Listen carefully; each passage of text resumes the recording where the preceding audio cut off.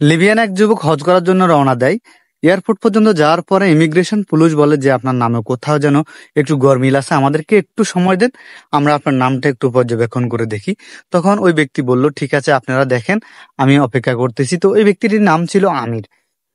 তো ওনারা নামটা পর্যবেক্ষণ করে দেখতে দেখতে ততক্ষণে পাইলট হজের সকল যাত্রীকে নিয়ে বিমানে উঠে বিমান দরজা বন্ধ করে দিল এবং কি সেই বিমান উড়ানোর জন্য প্রস্তুতি নিল।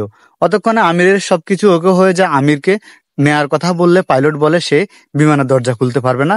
কথা বলে পাইলট তার বিমানকে উড়িয়ে যাওয়ার জন্য রওনা দিল। তখন ইমিগ্রেশন পুলিশ এসে আমিরকে সান্ত্বনা দিয়ে বলে যে আপনি একটু ধৈর্য ধরেন, হয়তো আপনার ভাগ্যে ছিল না যার কারণে আপনি এই বিমানে যেতে পারেন নাই। তখন আমির বলল আমি হজ করতে যাব, এটা আমার নিয়ত, ইনশাল্লাহ আমি যাবই।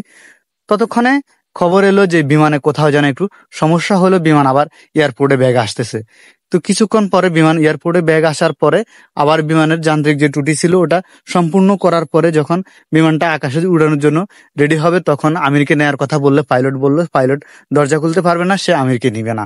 তখন সে আবার আকাশে উড়ে চলে গেল। কিছুক্ষণ পরে আবার খবর আসলে বিমান আবার সমস্যা হচ্ছে। তখন বিমানটা নিয়ে সে আবার ব্যাক করলো। ব্যাক করার পরে সে তারপরও আমিরকে নেওয়ার জন্য রাজি হলো না। বিমানের ত্রুটি সম্পূর্ণ করে সে আবার আকাশে উড়ে গেল।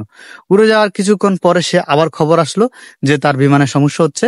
সে আবার ব্যাগ আসলো। আসার পরে সে বিমান সম্পূর্ণ যে সমস্যা ছিল সমস্যার সমাধান করার পরে ওই পাইলটের কথা হচ্ছে যে আমার বিমানে যদি এবার আমির না যায় তাহলে আমি বিমানের স্টার্টিং এ বসবো না এবং কি বিমান স্টার্ট করব না। তো পরবর্তীতে আমিরকে নেওয়া হলো। তারপরে তাকে নিয়ে সুন্দর মতো লিবিয়া থেকে সৌদি আরবের উদ্দেশ্যের পাইলটটা রওনা দিল। ওইখানে গিয়ে সুন্দর মতন তারা পৌঁছে গেল। তারপর ওইখানে যাওয়ার পরে ওই যুবকের মুখ থেকে শোনা কাহিনী যে তার সাথে এমন এমন হয়েছে লিবিয়ার এয়ারপোর্টে। তো সে বিস্তারিত সবকিছু বললো। তো এটা থেকে আমরা শিখতে পারি আল্লাহ পাক আমাদের কপালে যেটা রাখছে সেটা চাইলে কেউ আমাদের থেকে কেড়ে নিতে পারবে না।